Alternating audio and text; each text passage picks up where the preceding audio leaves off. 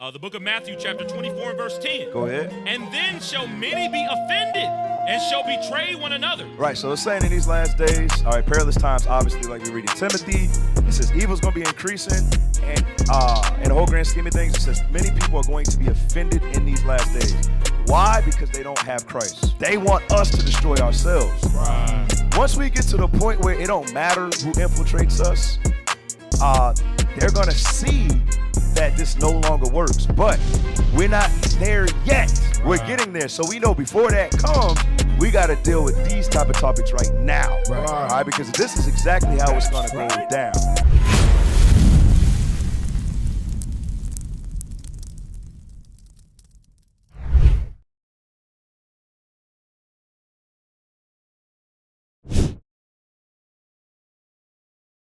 All right, so today's topic is, it will be your own people before it's them. Wow. Dang. It will be your own people before it's them. All right, so speaking of that, in this truth, man, it's much treachery, okay, that's going to be going on. Give me that in Matthew 24. Let's start right there. All right, so I'm just, pick a few, and we're going to keep it moving, man. That's right. All right, so Christ warned us about this in the last days.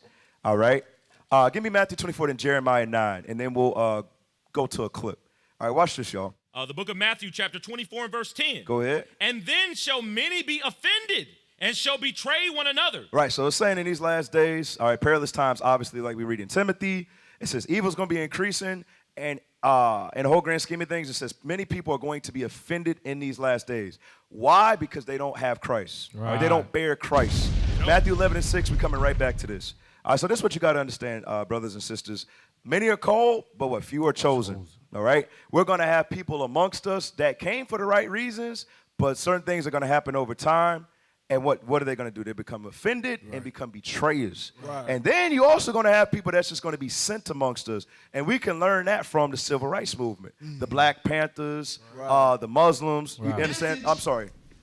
Nation of Islam, Malcolm X, right? Right. So we can learn from things like that. All right, read this verse. The book of Matthew, chapter 11 and verse 6. Come on. And blessed is he whosoever shall not be offended in me. Right, it says, blessed is he whosoever shall not be offended. So when the offenses come, go back to Matthew 24 and 10, and there's still a vengeful spirit there to the point where they don't ever want to get over it. All right, and it turns into revenge and spite.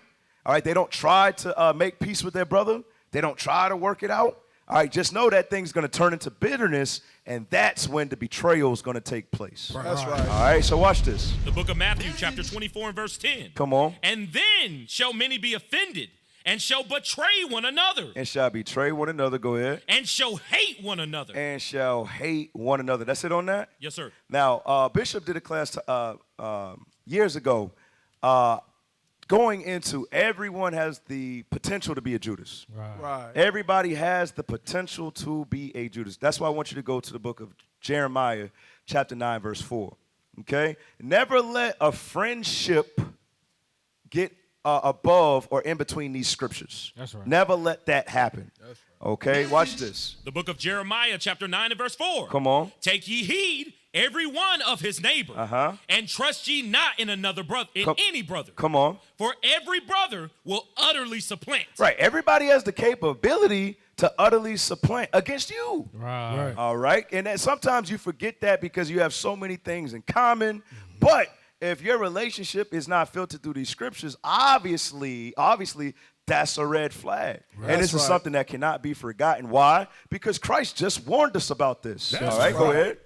And every neighbor will walk with slanders. Come on. And they will deceive every one his neighbor, and will not speak the truth. And will not speak the truth. Come on. They have taught their tongue to speak lies. What verse you at? This is verse 5, sir. Come on.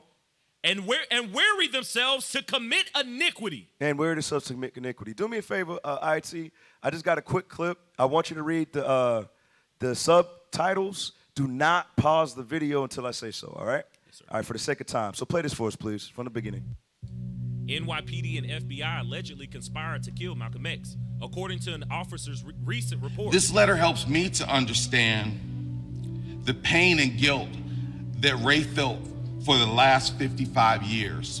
He conspired to help the NYPD assassinate Malcolm X.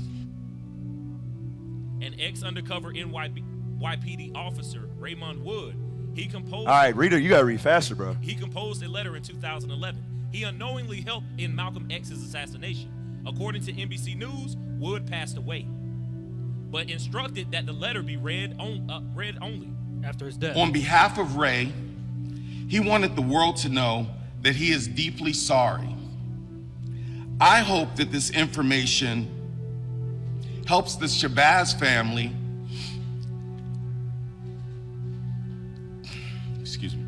to more clearly understand what happened to their father on that horrible day. In 1965, 39-year-old Malcolm X was shot to death while speaking at New York City's Albadone Ballroom. These three members of Nation of Islam, a group of Malcolm X once belonged to himself, were convicted in his murder. In a letter, Raymond Wood wrote that he was tasked with infiltrating civil rights groups as undercover cops. Stop. So it says he was tasked with infiltrating civil rights groups. Could you give me the fifth column wiki real quick? Right. So you got to understand this. They were tasked with infiltrating. And give me Luke 20 and 20 to go with that. All right. I'm gonna speed this up. Give me Luke chapter 20 verse 20. And Lord's will, we could touch this another day. All right, to really dive into this thing. Read that script for me, please. Yes, sir. The book of Luke, chapter 20 and verse 20. Come on. And they watched him. And they did what? And they watched him. Come on. And sent forth spies. And sent forth what? Spies. Come on. Which should feign themselves just men. Right, feign themselves. They falsely presented themselves as men who were serious in this truth. And we got the same thing present day, all right? Understand what Christ is telling us in Matthew 24. Okay, so do me a favor, pull up fifth column. Read that, please. A fifth column is any group of people who undermine a larger group or nation from within. From where? From within. Right, from within. They infiltrate. And what do? They undermine a larger group. Whenever you hear certain conversation, that's just like, wait a second. Why would you say that? You understand? You ever have meetings, you're with brothers and, you go over and over the same thing over and over again, but every time y'all break, it's always that particular brother or this brother that's talking against what we just met about. Right. It's like, wait a second. Or everybody's saying this about the brothers, and he's saying, nah, I can't, there's something about him that I don't like. And they're trying to stir things up. You got to be mindful of these conversations. Why? Because of what Christ told us in Matthew 24. Right. What's today's topic of the day? It'll be your own people before it's them. Understand? Right. This is one of Esau's tactics too. Okay, yeah, that's an excellent thumbnail. Give the thumbnail team a round of applause right there. So let's explain the thumbnail. You got the big head right there. That's William O'Neal. All right. He's famous for betraying the one on the right. All right, that's Fred Hampton. Fred Hampton, but that's the active version of Fred Hampton. Right? The hell is that's this? the active version. And then you got Malcolm X on the bottom right, and you got J. Edgar Hoover on the bottom left. All right, it'll be your own people before it's them.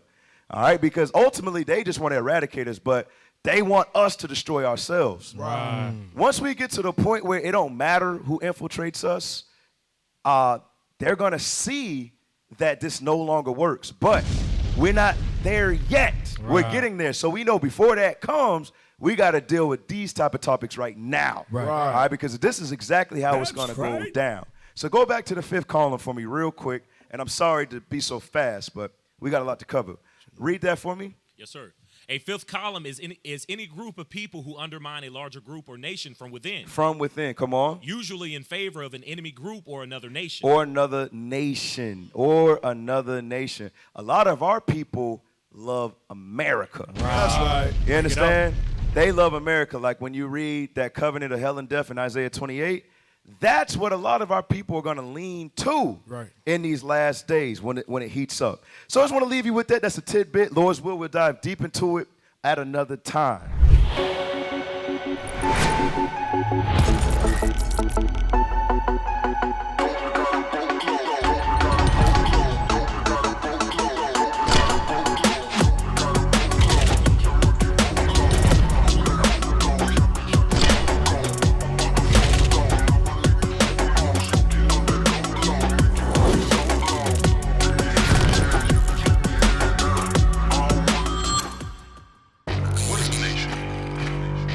Nation is family. Nation is community. Nation is men leading by example. Nation is women's support. Nation is children with role models. Nation is unity. Nation is you.